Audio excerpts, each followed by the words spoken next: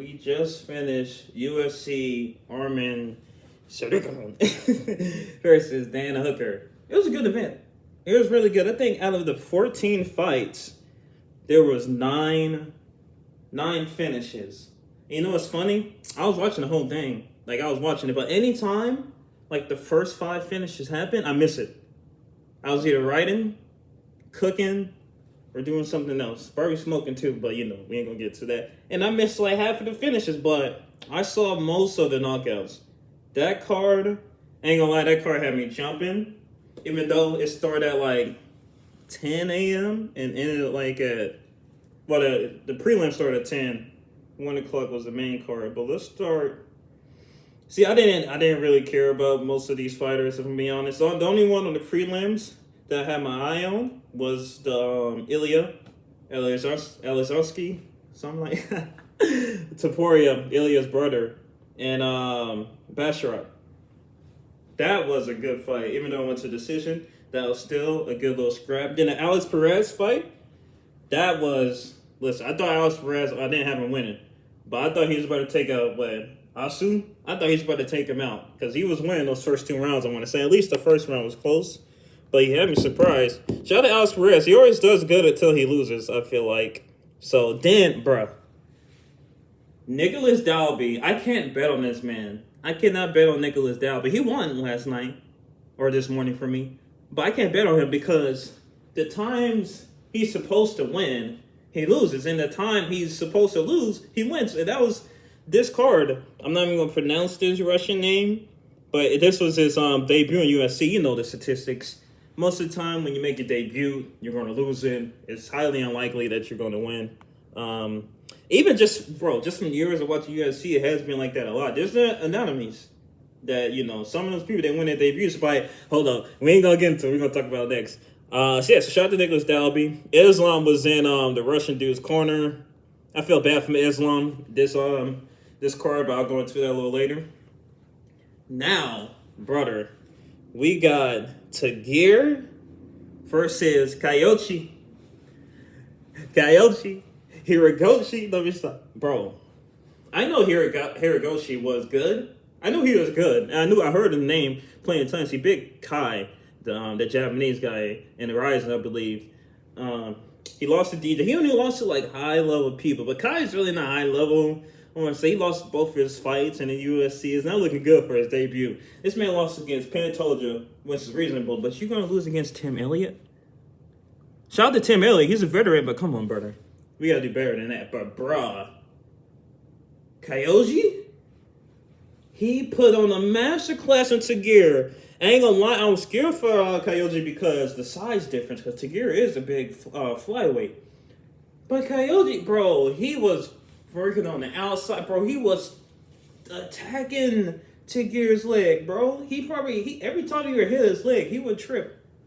That's how much power that little man got in his legs. Let me stop. But Kyoji, bro, then he submitted my bro in front of Islam. Well, maybe not in front of Islam, but Islam was watching, all right? And this is the second guy on the card who trains under Islam, Habib, and stuff, and they both lost. It was not a good night. Islam, you used up all the good luck and aura when you got that double belt. Shout out to Islam, though. They all can't be winners. Not even from your fucking camp's going to be a champion. That's just the truth. It's the honest God truth. So we can't expect everyone to come out of that gym as high-class, individuals. But Kyoji, he surprised me. That was probably the biggest surprise. It was a good fight. Submitted him 3rd round, rear naked choke. Man, I don't know if Tagir tapped out. He went to sleep. Because when Kyoji had that choke, I was like, you better not tap. Because I be hearing all you Dagestanians in Russian be like, don't tap, go to sleep. I be hearing that too much. So y'all got to die by the sword if y'all going to keep saying that. That's all I'm going to say. Gaziev versus Waldo. This was a short notice fight for Waldo. He came in and he knocked him out first round. I knew that was going to happen. This guy got fucking diamonds in his hand. This may be knocking people out. It's just the truth. Jesus Christ. I got quiet because I really don't even want to talk about this fight. Because, as somebody who wants to be a future referee, I be feeling some type of weight towards this fight. I be getting a little emotional. All right, I ain't gonna cry, of course, but maybe unless it's Something crazy happens to my boy. Like my top. If Marab loses his belt, maybe I'll shed a tear, but we ain't gonna talk about it. But he ain't gonna lose a pretty on. That's the next video. Jack Hemerson. Fuck. And we got Orobai.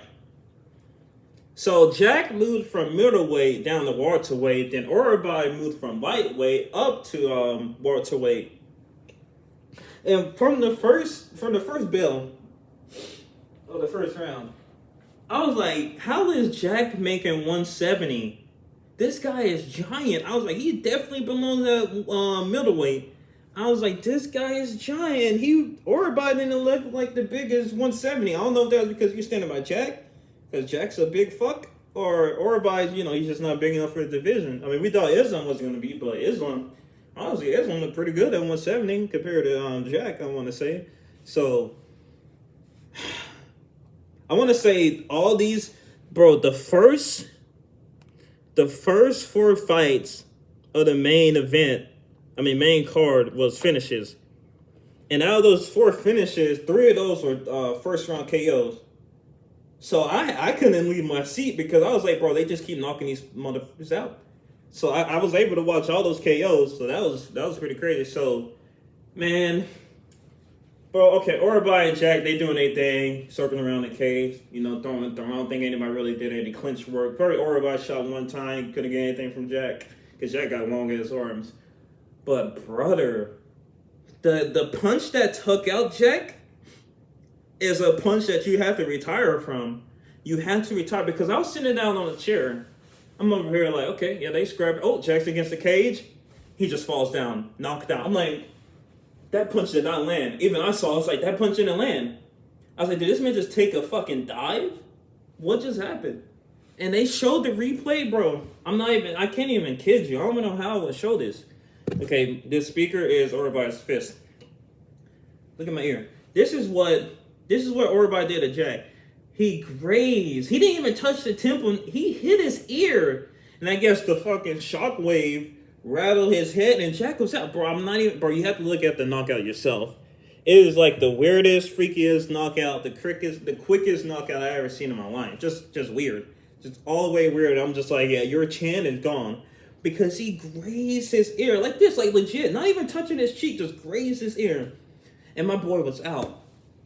I stood up. I was like, what the happened? And they showed I was like, yo. I couldn't believe it. It was a horrible knockout. It was a weird knockout, but it was horrible because Jack's done. You have to retire after that punch. This is your second L, first round KO. You have to go. Like, Jesus Christ. Like, what's the last one? Pfeiffer?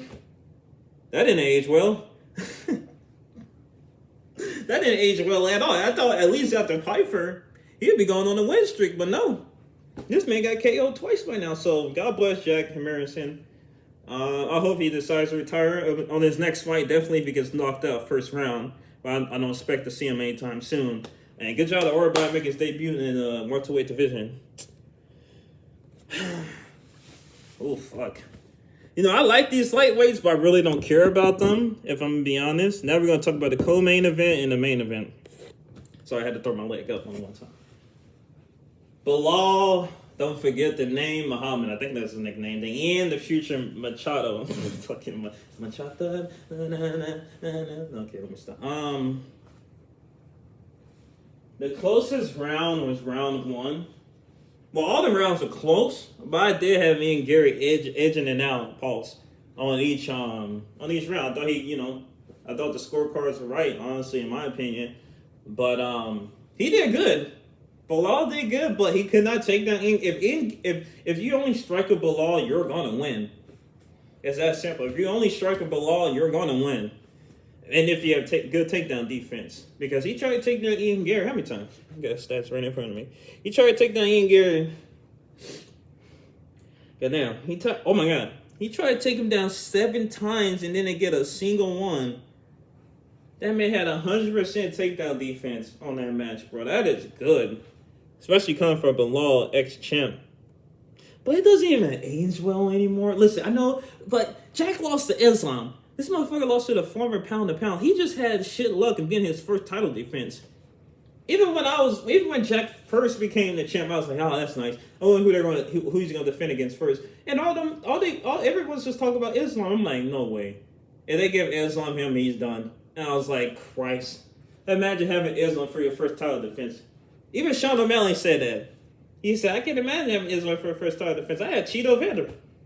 No disrespect, Cheeto though. That's my boy. But Cheeto, I like Cheeto style, but he's not becoming the best fighter over the time, I want to say. So, Ian Gary was popping Bilal. He did kind of, I want to say he did poke him in the eye twice. The first one was definitely an eye poke. The second one was like the glove on the knuckle area hit his eye. So, we got to be careful with those eye pokes. Because I feel like if you do 2 eye pokes, it should be a point. But even with one, sometimes if it's one and it's bad, you just got to take the point. Because after the whole Aspinall thing, I know the UFC ain't trying to go through that again. They ain't trying to go through that. So, shout out to Ian Gary. And another thing about Ian Gary, Hamzat. The fuck are you doing, you fucking muppet? Well, what is this guy doing? I like Hamzat. He has grown on me over the years. I didn't like him, but now I like him. But now I'm starting not to like him again. Only because it's like, I don't like fighters that are inactive. Especially champions who are inactive. This man saying I broke my fucking foot. He said I'm going to recover it. And I ain't going to fight after, I'm not going to fight before Ramadan. And I'm going to be fighting like May or April. I'm like, brother, you only fought one time this year. And it was a complete washout on DDP. Like a 50-45. Who hurt you? How are you getting hurt? And they just trying to hold up the division. Imavov should be next. And what is he gonna do? He already fucking fought everyone in the middleweight division. I don't even like Imavov like that, but you need to give him the title shot. Like, come on, bro. You can't just be holding on. How does that do any good for your legacy? That doesn't do anything good for your legacy if you're just holding the belt, you don't even fight. But as he said that, this man's trying to fight Ian Gary in the back. I'm like, bro, what the fuck is this guy doing? Man, Hamza didn't even make it. Like, you want to fight or not? If you don't want to fight, then don't try to pick fights outside the octagon. Like, get better. Recover. Like, stop being childish. Even Ian Gary said, like, stop being childish. You're the champ. What are you doing? And after watching all the clips, at first I took Hamza aside. I ain't gonna lie. I was like, Ian Gary probably said some stupid shit. But after after watching the video, that man ain't do nothing. He was just talking to the bodyguard. He said, we're not gonna fight each other. He's not gonna fight me. Because everyone's chilling backstage. He was congratulating, but it's like, come on, bro. So I'm done with Hamzat. I knew this was going to happen when he became a champ. The fuck wasn't going to fight. I knew that one time he did fight this year, he wasn't going to fight again this year. I knew that. That's why I didn't want him to win the belt, because I knew he was going to be inactive. That's all. At least when DDP had the belt, he was fighting. He was fighting. So, to the main event. Arman. Sorry. You like Shadokino. Arman versus Dan. Shit, what's his saying? Down under Hooker. Let me stop. I wanted Hooker to win, but I knew Arman was gonna win. I didn't think he was gonna finish Dan Hooker that early. I was thinking at least a late finish, championship rounds, or like just a massacre of Dan Hooker throughout the whole rounds. But it was really a massacre for the first 2 rounds. And he submitted him arm triangle.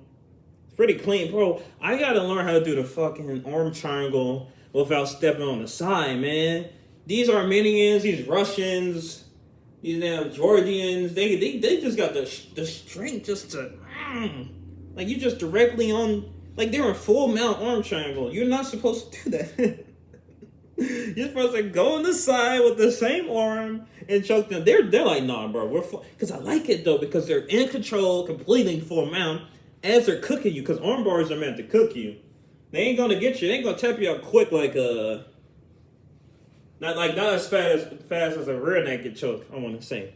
But, man, I have to learn how to do that from mountain, bro. I have to, because Islam's nasty at it. Now, Arman, Hamzat, I won't be surprised. But this was a really good card, ladies and gentlemen. I think, like I said, 9 of the fights out of the 14 were all finishes. So I couldn't complain. I was having a jolly old time. I was screaming. I was doing this and that. So, yeah, shout out to this event, Qatar. Hopefully UFC goes back one day and put on some banging fights like that. But, yeah, That was a review of that fight card.